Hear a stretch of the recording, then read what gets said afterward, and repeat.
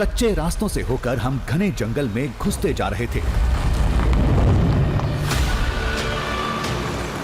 हमेशा की तरह मंजिल थी एक दृश्य, लेकिन इस बार सामना खतरों से नहीं, एक चक्रव्यूह से था।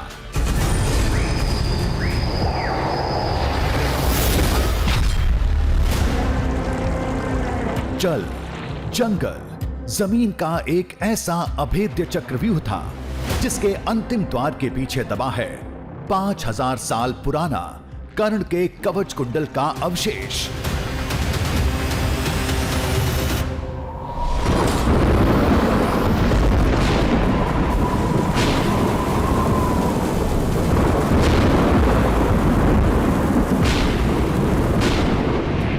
महाभारत का युद्ध चरम पर था। कर्ण की शक्ति और कवच कुंडल से पांडव बहुत परेशान थे। तब श्री कृष्ण के कहने पर इंद्र देवता ने छल करके कवच कुंडल दान में ले लिया था।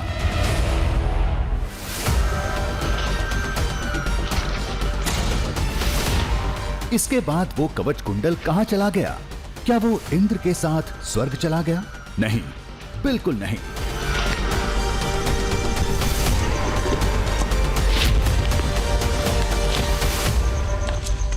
इंद्र ने छल के द्वारा वो कवच कुंडल कर्ण से ले तो लिया, मगर उस कवच कुंडल को लेकर वो स्वर्ग नहीं जा पाए। और उसके बाद उस कवच कुंडल को एक जगह पर छिपाने के बाद इंद्रदेव स्वर्ग में दाखिल हो पाए। अगर वो कवच कुंडल इसी धरती पर है तो किधर है, किस कोने में है? महाभारत पर शोध करने वाले वैज्ञानिकों ने इस पर काफी पड़ताल की और उनकी तलाश खत्म हुई छत्तीसगढ़ के बीजापुर में।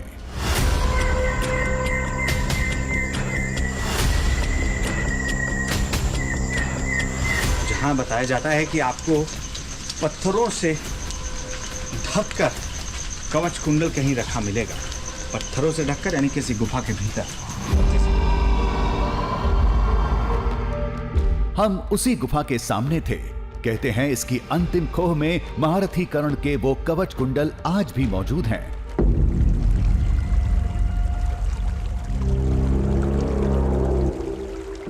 सबूत है वहां से निकलने वाली एक बेहद चमकीली अलौकिक रोशनी।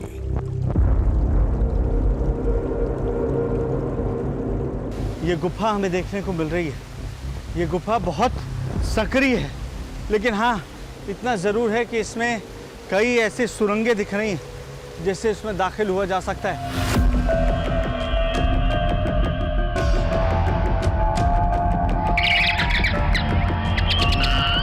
मुझे डर इस बात का है कि ऐसा ना हो कि कोई जानवर इस गुफा में रह रहा हो, क्योंकि यहाँ लोगों का आना जाना नहीं के बराबर है या बिल्कुल नहीं है। ऐसे में ऐसी गुफाओं में जानवर अपना घर बसा लेते हैं। फिर भी मैं कोशिश करता हूँ कि मैं इसके करीब जा सकूं।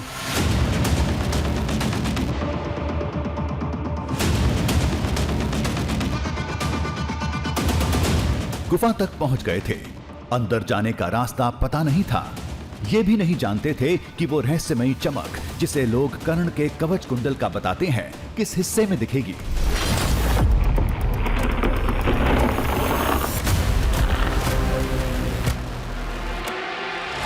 तमाम जोखिम के बीच हमें अंदर जाना था।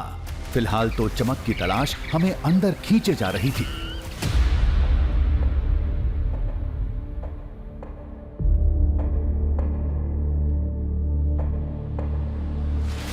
ये हर कदम पर सक्रिय होती जा रही है गुफा। और अब अगर हम लाइट ना जलाएं तो हमें कुछ भी नजर नहीं आएगा। अब आप देखिए कि हम सीधा भी नहीं हो सकता। यहाँ आप तिरछे ही निकल सकते हैं। रुको रुको, मुझे निकलने दो। रुको, मैं फंस गया हूँ।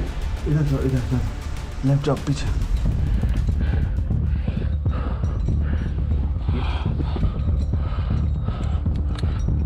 तालमेल के साथ हम बढ़ते जा रहे थे। बताते हैं एक बेहद तंग जगह पर वो सुनहरी रोशनी दिखती है।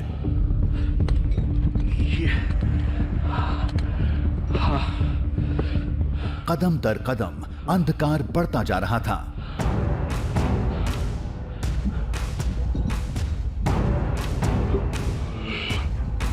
जिन रास्तों पे मैं जा रहा हूँ मुझे मालूम भी नहीं है कि जिस दृश्यम की आस लगाए, जिस दृश्यम की तलाश में हम निकले वो हमें मिलेगा भी या नहीं। लेकिन इतना ज़रूर कह सकता हूँ कि ये बेहद खतरनाक है, जहाँ सांस लेना भी बहुत मुश्किल हो रहा है। ऊपर कहीं कहीं चट्टानों के बीच से दिन का हल्का उजाला अंदर आ रहा था, लेकिन सामने गुप्त अंधकार के सिवाय कुछ नहीं था।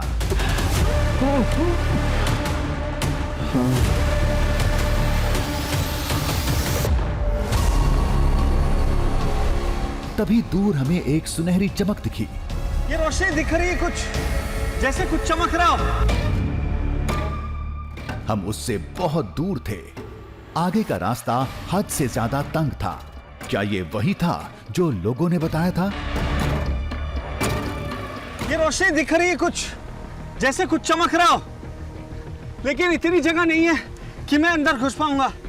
दिन में भी जहां हमें लाइट जलानी पड़ रही है इस जगह को देखने के लिए, लेकिन मैं कितनी भी मशक्कत कर लूं, यहां इतनी जगह ही नहीं है कि मैं घुस सकूं।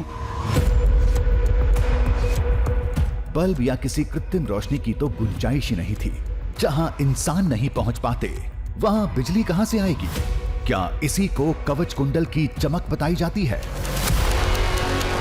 अजय, मुझे गोप्रो दो, गोप्रो ये ऑन है। मैं गोप्रो से दिखाने की कोशिश करता हूं। एक सेकेंड, ये देखिए, ये ऐसा लग रहा है कुछ चमक रहा है। दिखा आपको?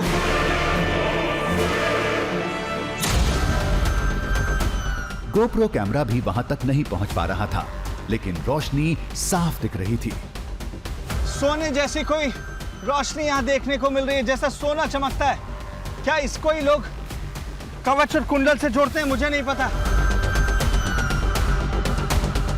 रास्ते में एक पत्थर अड़ रहा था। किसी तरह वहां तक पहुंच जाते या गोप्रो उसके पार पहुंच जाता तो पता चल जाता कि यह रहस्यमय चमक किसकी है, लेकिन यह मुमकिन नहीं था।